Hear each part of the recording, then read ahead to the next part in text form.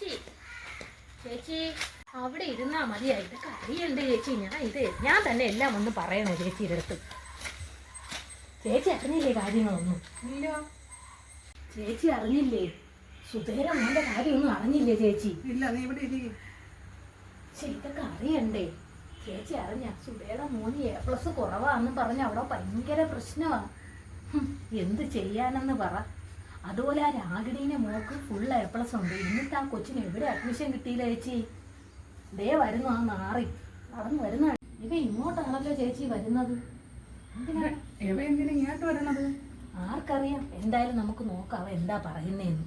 വരട്ടെ വരട്ടെ അറിയുന്നു. ഹായ്, എന്താ രാമു? എന്താ രാമു ഇത്? അങ്ങനെയാണോ? രാമു എങ്ങോട്ട് പോവാ?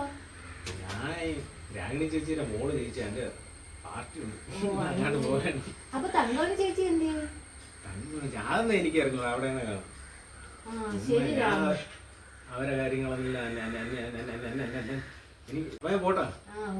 കൂടുതലൊക്കെ ഉണ്ട്. എല്ലാം കഴിഞ്ഞിട്ട് വരാം കേട്ടോ. കേട്ടില്ലേ ചേച്ചി? ഇത് കണ്ടില്ലേ ഇവന്റെ സ്വഭാവം? ചേച്ചി ഇവൻ ജോലിക്കും പോകത്തില്ല കൂലിക്കും പോകത്തില്ല, ഇങ്ങനെ കറങ്ങി നടക്കും. ഇതായി ഇവന്റെ സ്വഭാവം. ഞാൻ അതാ ഞാൻ പറഞ്ഞു ഇത് ആള് ശരിയേ ഇല്ല. എനിക്ക് എന്തിനാണ് എന്തോ.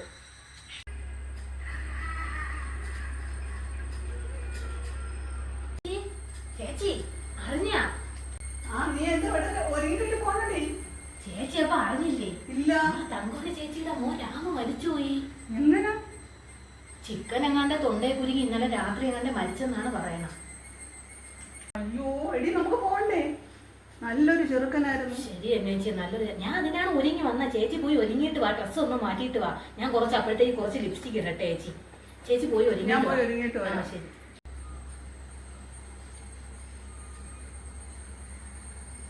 എടി ഇതുപോലെ ഒരുങ്ങി ഇന്നലെ കല്യാണത്തിന് ഇട്ടിട്ട് കൊണ്ടുവന്ന് എത്തതാണ്. ഇത് മതി ചേച്ചി, ഇത് മതി. അത് കൊള്ളാം. ഇത് എന്റെ അന്നത്തെ കല്യാണത്തിന് എടുത്തയാ. നമുക്ക് പോയിട്ട് വരാം. അപ്പോഴേ കുഴപ്പമില്ല. ശരി, എന്റെ ഫോണും കൂടെ എടുക്കട്ടെ. പോവാം നമുക്ക്. ചേച്ചി കഥ കൂട്ടിക്കോ.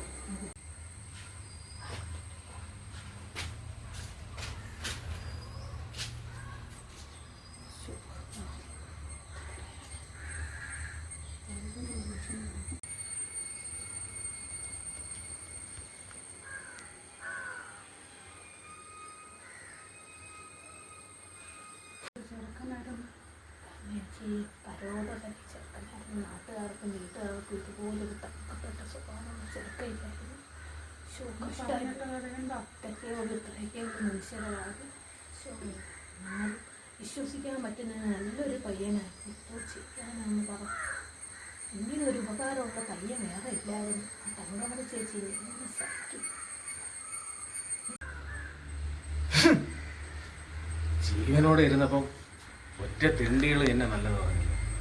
ഇപ്പം ഒന്ന് പറഞ്ഞേക്കണം, ഇവളുമാരെയൊക്കെ എന്തൊരു ചെയ്യണം? ഇങ്ങനെ കുറെ എണ്ണം നാട്ടിൽ നടപ്പുണ്ട്. മരിച്ചുപോയി, അല്ലെങ്കിൽ എല്ലാത്തിനെയും കൊന്നുകളയായിരുന്നു.